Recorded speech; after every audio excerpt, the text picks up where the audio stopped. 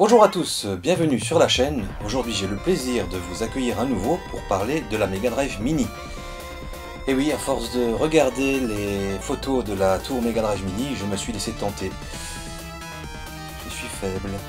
J'ai cru comprendre que la tour Mini en version PAL existait, mais seulement elle a été donnée à des journalistes qui exercent dans le domaine des jeux vidéo tout simplement. C'est très limité et impossible à avoir. En commandant cette tour Mini sur internet, j'aurai d'office la version japonaise et j'ai une version PAL pour la Mega Drive. Vous voyez un petit peu le dilemme, c'est une horreur. Ce qui fait que j'ai désiré obtenir une Mega Drive Mini version Asia. Oui, je me suis dit que la version Jap, tout le monde allait essayer de se la procurer, mais beaucoup moins la version Asia. Pourquoi pas? Étant donné que cosmétiquement, elle est strictement pareille. La différence se situera essentiellement dans le logiciel qui inclura des ROM différentes. Je vous propose aujourd'hui deux unboxings, celui de la Mega Drive Asia ainsi que de la tour Mini, et ceci après le générique.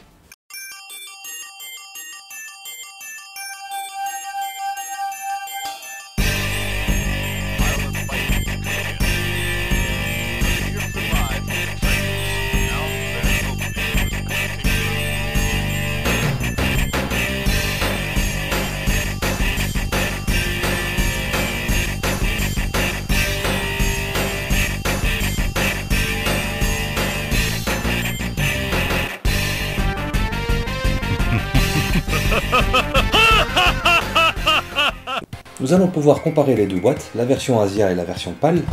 Premier constat déjà, la boîte de la version Asia est plus petite. Nous allons maintenant procéder à l'ouverture de celle-ci.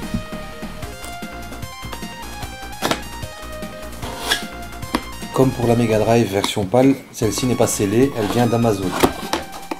Je ne vais pas aller dans le détail au niveau des câbles, ça ne nous intéresse pas. On va peut-être juste comparer la console et la manette.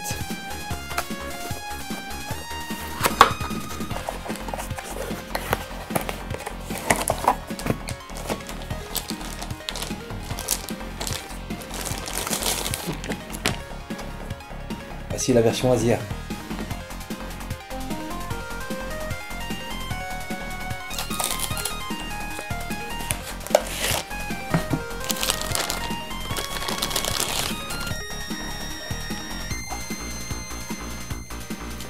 Voilà, évidemment on retrouve le code couleur propre à la région, donc pour la version PAL et pour la version Asia.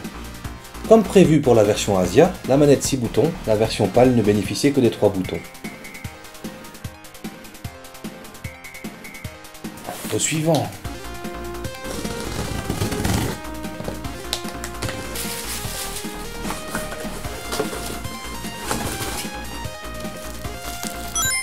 Je pense que là vous commencez à avoir un peu le délire.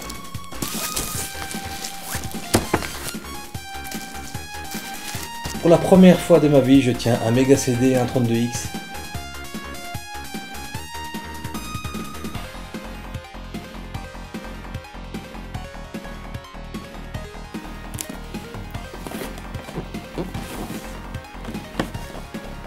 Ouais.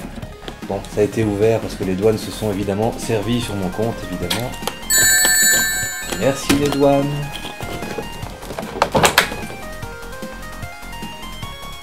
Le Mega CD Mini. Nous allons pouvoir déclipser la petite encoche ici.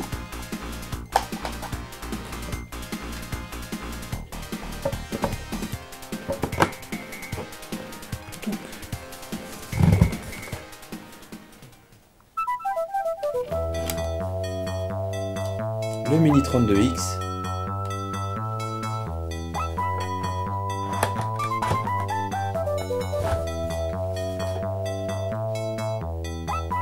La mini cartouche de Sonic & Knuckles qui s'ouvre.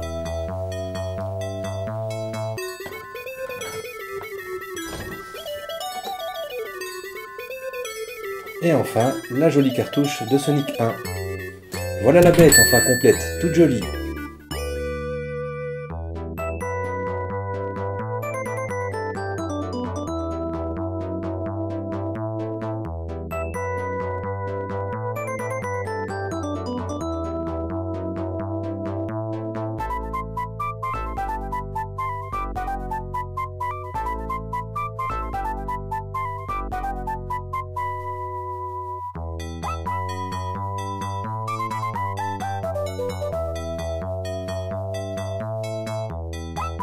Aux côtés du Mega CD et 32X, vous trouverez également cette enveloppe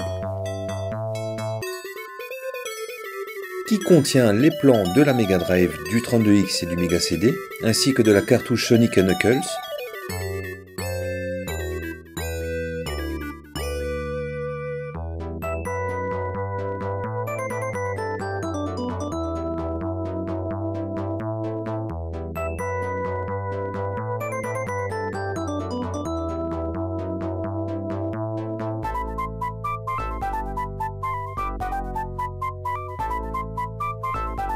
Mais aussi un poster géant reprenant le plan de la Mega Drive, ainsi qu'un calendrier de date de sortie des jeux 32X, Mega Drive, Mega CD, etc.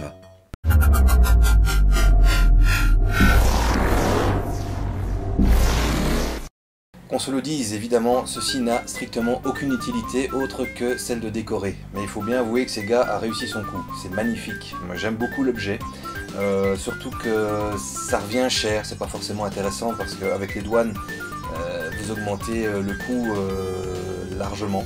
Surtout qu'à l'époque, avoir ce mini World Trade Center, c'était assez impayable, surtout qu'on dépendait des parents, malheureusement.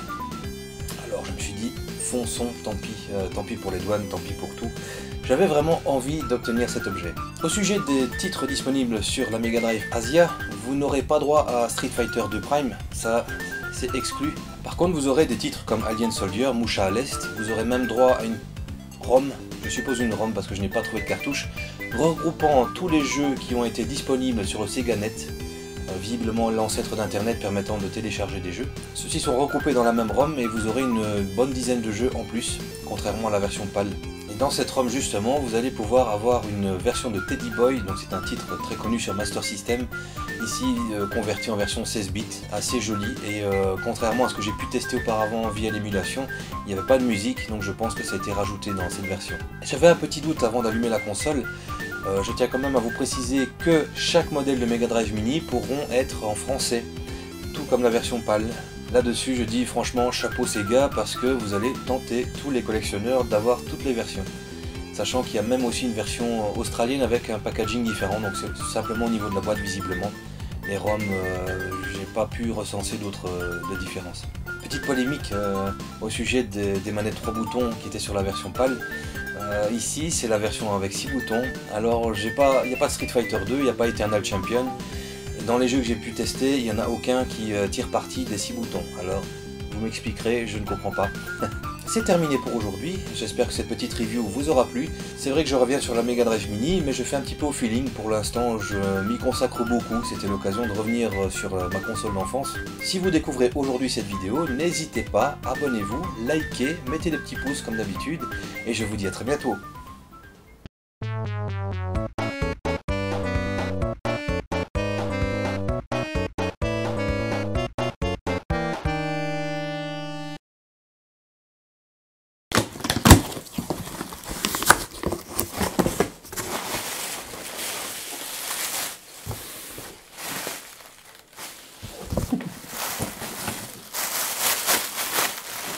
Ça me va comme un gant. Non, ça me va comme un gland.